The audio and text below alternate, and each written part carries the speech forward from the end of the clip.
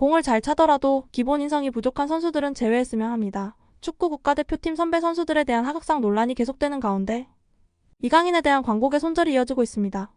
이강인을 광고 모델로 기용했던 기업들은 이강인 지우기에 나선 것인데요. 그 중에서도 오호치킨은 이달 말 계약이 종료되지만 이강인과 재계약을 하지 않겠다고 밝혔습니다. 오호치킨이 이강인을 모델로 기용하면서 최근 6개월 기준으로 드림 마케팅 비용은 5억 원이 넘는다고 알려져 있고, 또 2019년부터 이강인을 후원해왔던 KT도 과감히 광고 포스터를 내렸습니다.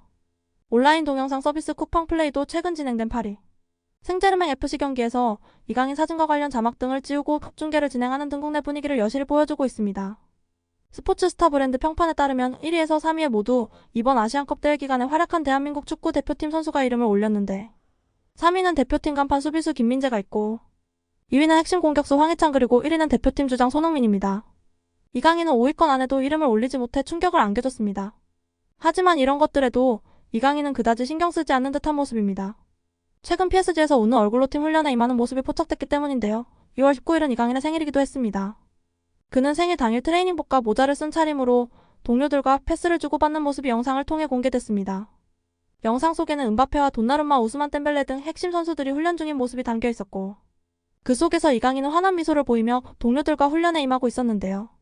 한국 축구 대표팀 내분의 중심에선 이강인이, PSG 소속팀에서는 애정을 듬뿍 받는 모습이어서 새삼 놀랍기도 했습니다. 특히 생일을 맞은 이강인에게 각지의 동료들이 열렬한 축하 메시지를 보냈는데요. 그 중에서 세계적인 축구 스타 은바페는 인스타그램 스토리에 자신이 이강인의 얼굴을 양손으로 어루만지는 사진을 올리고는 생일 축하해 내 동생이라고 적었습니다. 빨간색 하트와 폭죽 등의 이모티콘을 덧붙여 애정을 과시한 모습은 둘의 친분이 어느 정도인지 가늠할 수 있었죠. 한편 논란을 뒤로한 채 PSG에 복귀한 이강인은 프랑스 스타드 데라 보주아르에서 열린 2023-2024 프랑스 리그 1, 22라운드 낭트전에 선발 출전했습니다. 2023 아시아 축구연맹 카타르 아시안컵을 마치고 돌아온 뒤 PSG의 첫 경기였는데, 왜 강인은 61분간 피치를 노비며 키패스 2회 슈팅, 1회 크로스 성공 2회 등을 기록, 팀의 2-0 승리에 힘을 보냈습니다. 그러나 이강인은 아시안컵 4강 요르단과 경기를 앞두고 9살 많은 대표팀 주장 손흥민과 언쟁 끝에 몸싸움을 벌인 사실이 드러나면서 큰 비판을 받고 있는데요. 당시 이강인과 서령우, 정우영 등 일부 선수가 탁구를 치겠다며 일찍 저녁 식사를 마치고 자리를 뜨자 주장 손흥민이 체력을 아끼고 대회에 집중하자고 말한 것이 충돌로 빚어진 것으로 전해졌습니다. 이 과정에서 손흥민은 오른손 손가락이 탈구되어 이후 논란이 거세지자 이강인은 제가 앞장서서 형들의 말을 잘 따랐어야 했는데 축구 팬들께 좋지 못한 모습을 보여드려 죄송스러울 뿐이라고 사과했습니다. 또 자신이 손흥민의 얼굴을 주먹으로 때렸다는 일부 언론 보도와 관련해서는 사실과 다르다고 반박하며 직접 당시 상황을 해명하겠다고 전했지만 아직까지 별다른 입장을 내지 않고 있는데요. 이에 따라 국내에서는 이강인을 모델로 내세웠던 업체들이 계약 연장을 취소하고 홍보 영상과 이미지를 지우는 등 손절에 나서고 있는 상황입니다. 한국에서의 분위기가 심상치 않은 탓에 이강인의 소속팀이 있는 프랑스에서도 큰 문제로 인식되고 있는 듯한데요. 프랑스 매체 프렌치 풋볼 위클리는 이강인 사건을 집중 보도하면서 파리 생제르맹 와즈 한국 대표팀에 모두 재앙이라고 현 상황을 표현했습니다.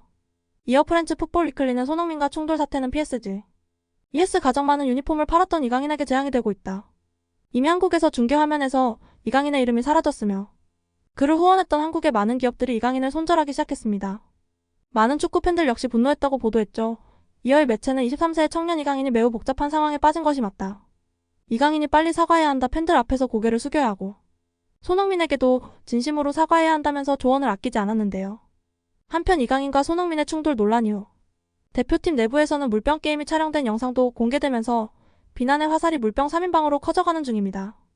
물병 3인방은 이강인의 절친으로 서령우, 정우영을 가리키는 말인데요. 공개된 영상에는 이강인과 설령우, 정우영이 경기장 한쪽에 모여 앉아 물병을 던져 세우는 물병 게임을 하는 모습이 담겨 있습니다.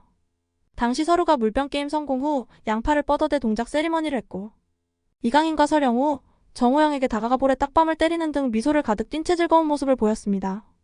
해당 영상은 원래 팬들 사이에서 화제가 되지 않았으나 경기 전날 탁구를 치려다 손흥민과 김민재, 황희찬 등 고참 선수들과 마찰을 빚은 것이 알려지면서 일파만파 퍼지게 됐는데요.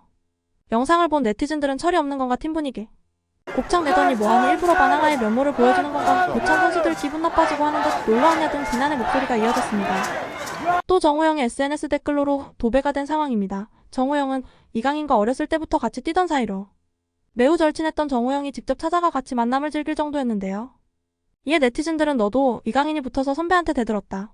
감히 손흥민한테 대들다이 당신들 멋대로 하라고 국가대표로 뽑아준 게 아닙니다.